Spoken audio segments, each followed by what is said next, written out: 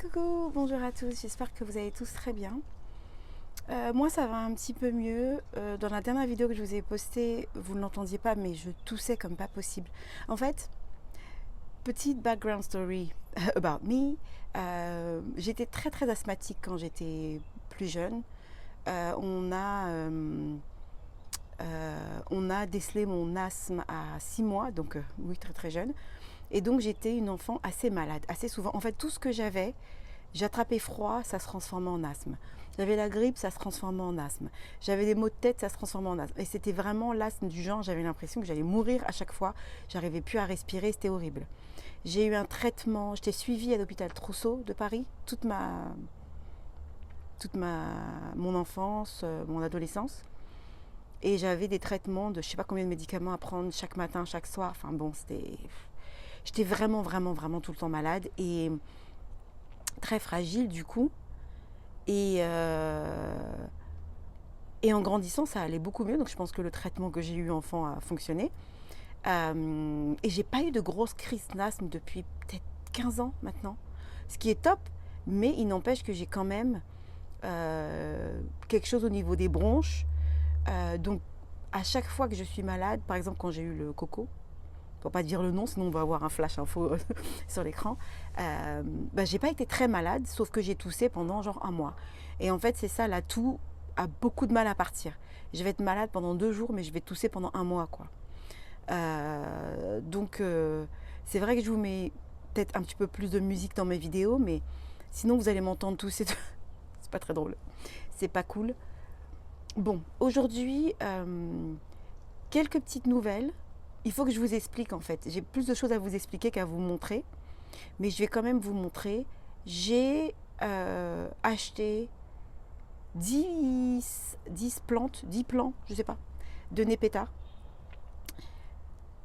Parce que ça fait très longtemps que je voulais avoir cette plante. Je vous avais dit que j'avais commandé et que ma commande avait été annulée parce que c'était en rupture de stock. Et du coup, j'ai réussi à en trouver à un super bon prix. J'ai eu les 10 pour, je crois, 20 $, c'est-à-dire moins de 20 euros. Un super prix, les soldes quoi. Les soldes de l'automne, je vous l'ai dit. Les soldes de l'automne, c'est les meilleurs soldes pour acheter des plantes. Et en plus de ça, j'ai ma voisine qui m'a donné 2 Buddleia qui sont énormes. Alors je sais que les Buddleia sont censés être en dormance. J'ai appris, parce que je me renseigne, qu'il ne faut pas couper les Buddleia à l'automne. Il faut les laisser telles quelles et ensuite les tailler au tout début du printemps dès que vous commencez à avoir des nouvelles pousses. D'abord, je vous montre les Nepeta. Voilà, on en a 2, 4, 6, 8. Attendez, 2, 4, 6, 8, 10. Oui, c'est ça, 10. Je les ai mis sur les escaliers en attendant de les planter. Et on ne va pas tout planter. Enfin, je ne sais pas encore si je vais tout planter aujourd'hui. Oui, j'ai protégé la table et les chaises, c'est bon, c'est fini. Mais on va certainement, vous voyez, le prix c'était 9,99 un seul. C'était donc 10 $ un. J'ai eu 10 pour 20 $. Si ça c'est pas des soldes, je sais pas ce que c'est. Et laissez-moi vous montrer les Buddleia qui sont comme ceci. Regardez comme ils sont grands, regardez-moi la taille. Ils sont plus grands que moi, je vous mens pas. Ils sont plus hauts que moi. C'est un truc de dingue. Et donc, ce que j'ai envie de faire avec ces Buddleia, vous vous souvenez que je vous avais dit que je voulais faire un deuxième îlot, mais je ne savais pas quoi planter.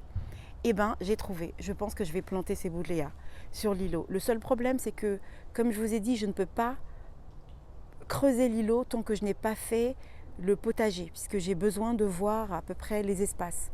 Du coup, ce que je vais faire, c'est que je vais les planter juste là, derrière les rosiers, en attendant. Et quand je pourrai faire l'îlot, je les déplacerai. Donc, soit ce sera là cet automne, si je peux, soit ce sera au printemps prochain. Voilà. En même temps, j'ai aussi 2 spiréas que j'ai plantés ici, mais qui ne vont pas rester là, qui vont aller aussi sur l'îlot, que j'ai planté là en attendant. Vous ne les voyez pas parce qu'ils sont totalement en dormance. C'est des spiréas douzy. Je ne sais plus exactement leur nom. Je vais vous mettre une photo sur l'écran. Super beau. Bon, évidemment, vous ne voyez rien, mais bon. Voilà, donc imaginez, je vais essayer de vous mettre une petite image de ce que j'ai dans ma tête. Un petit dessin, un petit graphique de ce que j'ai dans ma tête. J'aimerais avoir les Buddleia. J'ai un autre Buddleia aussi que je vais planter avec. que j'ai aussi déplacé pour pouvoir planter les népétas, je vais vous montrer. Et également ceci, qui est un evergreen, que j'ai planté là en attendant, parce que pareil, je l'ai eu en solde, donc j'ai tout pris. J'ai tout acheté, même si je ne savais pas exactement où les mettre. Je l'ai mis là, mais il ira aussi sur l'îlot. Et en fait, ici, j'aimerais mettre des miscanthus, parce que ça pousse très très haut et que ça peut vraiment couvrir le trou qu'il y a ici. Ça ne couvrira pas. Mais bon, voilà, donc il y aura les Buddleia, il y aura ça, il y aura les Spirea qui seront dans cet espace-là. Et il y aura également une partie des népétas que je vous ai montré. Donc j'ai tout ce qu'il faut pour cet îlot. J'aimerais bien rajouter un petit arbuste quand même, je ne sais pas. Mais j'ai 95% de ce qu'il faut sur cet îlot, sauf que je n'ai pas fait l'îlot. Donc c'est pas grave, on va tout mettre de côté, tout planter, tout garder au chaud pour l'hiver. Et puis on fera l'îlot quand on pourra, mais c'est déjà une satisfaction de savoir que j'ai tout ce qu'il me fallait. Et je voulais absolument des népétas pour les bordures. Les népétas pour le moment, je pense que je vais les planter ici avec les Buddleia. Je vais tout planter ensemble. Je vais en garder quelques-uns à planter dans le jardin, ici. Vous voyez, je vais planter les népétas ici. Je vais en planter, je pense, peut-être 3. Et vous voyez, mon Buddleia que j'avais, il est ici, je l'ai déplacé ici pour l'hiver. Mais il ne restera pas là. Ici, je veux des miscanthus, comme de l'autre côté, pour vraiment avoir quelque chose d'assez haut et majestueux. Et pour changer un petit peu la texture, c'est toujours les mêmes textures. Les miscanthus, ça va permettre de vraiment avoir quelque chose de très différent et de casser le vert plus le vert et d'avoir quelque chose de beaucoup plus naturel. J'aimerais aussi planter des miscanthus de ce côté-là, un petit peu. En fait, j'aimerais planter plusieurs miscanthus parce que j'ai pas assez de ce type de plantes dans le jardin. Donc ils sont encore en pas mal éteints, hein. Il y a encore pas mal de feuilles. Je ne sais pas si je vous aurais déjà mis une photo. Donc ceux-ci, ce sont des népétas Blue Wonder. Et c'est juste trop trop beau. Là, comme ça paye absolument pas de mine. Mais vous aurez vu sur la photo que je vous aurai partagé à quoi ça va ressembler. J'ai trop hâte. J'ai trop hâte. Enfin, j'ai trop hâte. J'ai hâte d'être au printemps de toute façon. Donc voilà. Et j'ai pour projet également de planter plus de bulbes. J'ai planté des bulbes complémentaires que je ne vous ai pas montré devant la maison. J'en ai racheté avec mes petits sous que vous savez, je vends tout le temps des trucs moi sur Facebook Marketplace. Donc je réinvestis mon argent. Voilà. Et donc là, comme j'ai vendu l'ancienne poussette, quelques petits meubles que j'avais qui traînaient, je vais réinvestir ça, je vais reprendre des bulbes, replanter d'autres bulbes, peut-être même racheter un pot, replanter des bulbes en pot, je ne sais pas encore. Ouais, on va commencer à bosser là.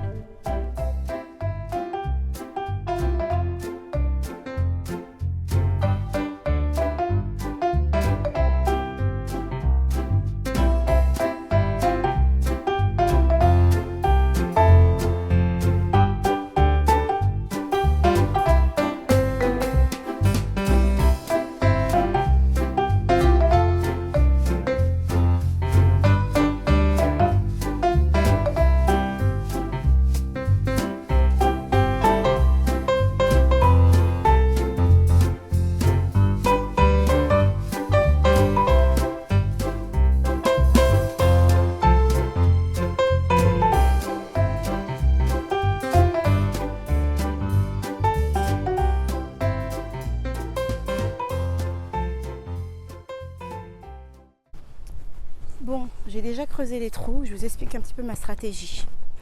J'ai creusé un gros trou ici dans lequel j'ai déjà mis du fertilisant pour le népéta.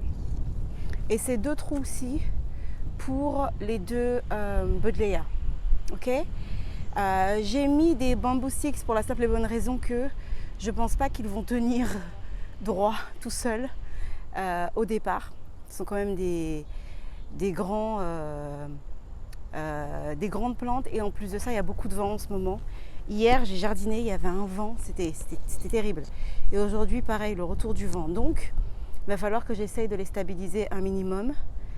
Et voilà, je ne sais pas si les 6 vont tenir ici. J'en sais rien, je vais mettre le maximum et puis si ça ne tient pas, je vais en planter plus derrière là-bas. Bon, alors en fait, j'ai fait une erreur. Je pensais qu'il y en avait 2. Il n'y en a qu'un seul. C'est très bien, comme ça j'ai creusé 3 trous. J'aurais bien besoin des 3. Donc il n'y en a qu'un seul, c'est juste qu'il avait l'air beaucoup plus gros. Elle m'avait dit qu'il y en avait, je pense qu'elle compte deux parce qu'il y a deux troncs en fait. Bon, c'est pas grave, on va le planter. C'est encore mieux, c'est moins de travail.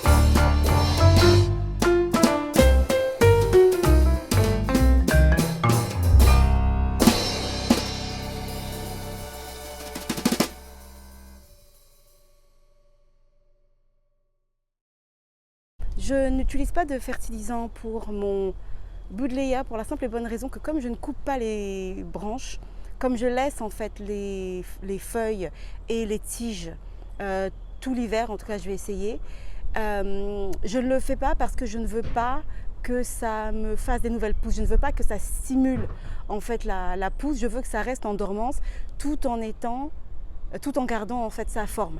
Donc je ne mets pas de fertilisant du tout. Alors évidemment, si j'avais une serre, j'aurais mis tout ça dans une serre. Je ne les aurais pas déjà plantés. J'aurais pu aussi les planter dans les pots. C'est aussi une solution. Sachant que normalement, ils ne doivent pas être plantés aussi près. Mais mon but, c'est pas qu'ils poussent d'aussi près. Parce que je devrais les séparer au tout début du printemps. Donc ça ne posera pas trop de problèmes. J'espère, je croise les doigts. C'est un peu un pari que je fais là sur ce projet, mais je vous avoue que surtout quand on a un grand jardin, qu'on a beaucoup de choses à planter, qu'on a beaucoup de projets, ça peut revenir très cher. Donc si je peux faire des économies et acheter tout en avance, même si je dois attendre beaucoup plus tard pour les planter exactement où je veux, bah, je préfère faire ça.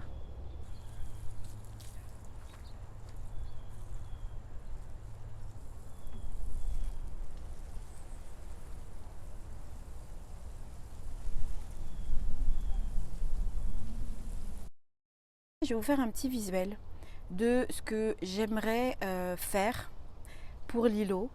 J'aimerais que ce soit un îlot qui soit moins long que le premier, qui soit plutôt plus large que long. Enfin large. Je me comprends.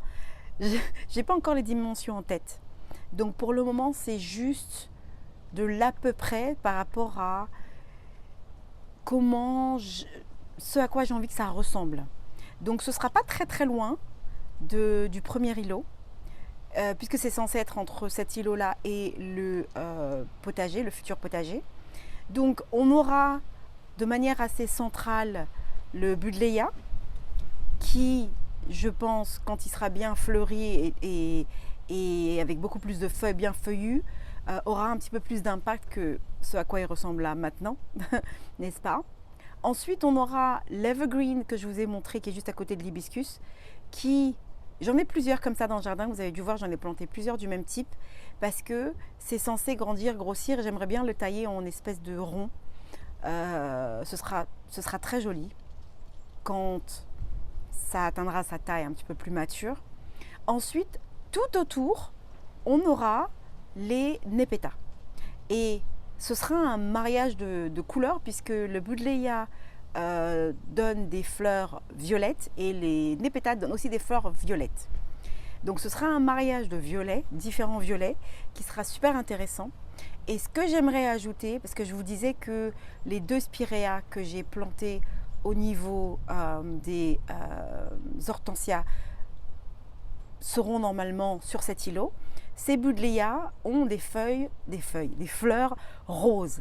Du coup, le violet avec le rose, ce sera super joli.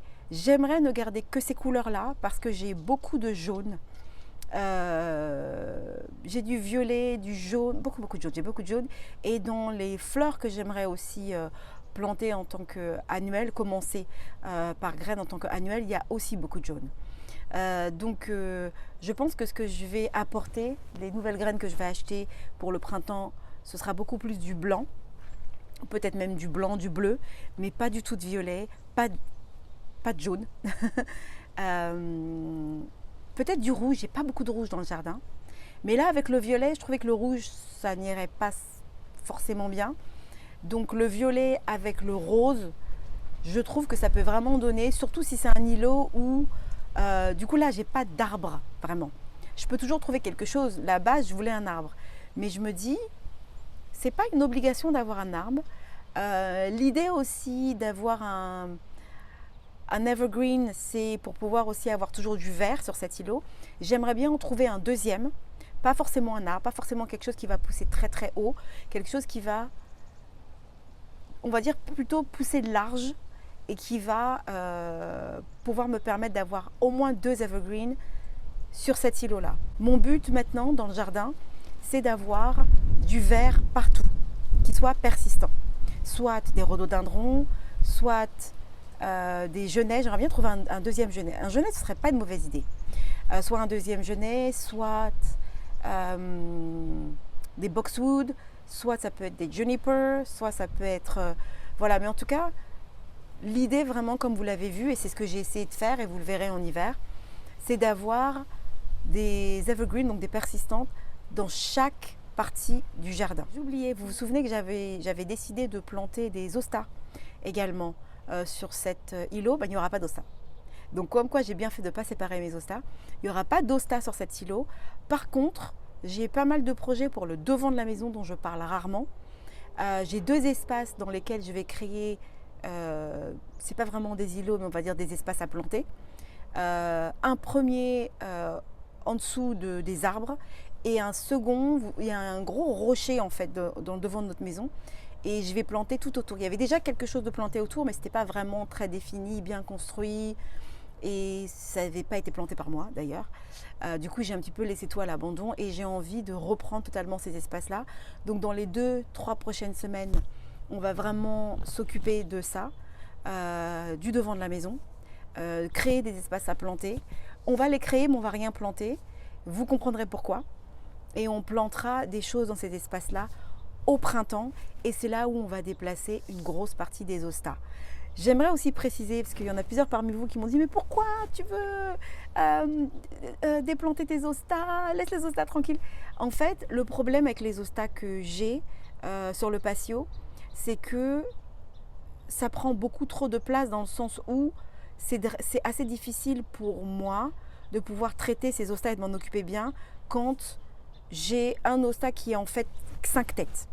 Donc ce que je vais faire, c'est que je ne vais pas les déplacer en tant que tels, je vais juste les séparer. C'est-à-dire que les hostas vont rester, mais je vais juste séparer la moitié de certains hostas pour les déplacer ailleurs. Et ça me permettra, ça gardera toujours, ce sera toujours aussi joli, vous inquiétez pas. C'est juste que ce sera plus facile pour moi de m'en occuper. Plutôt que d'avoir une grosse masse comme ça, ce sera une masse un petit peu moins importante, mais ce sera toujours aussi beau. Bref, je vous fais des gros bisous et je vous dis à très bientôt. Bye.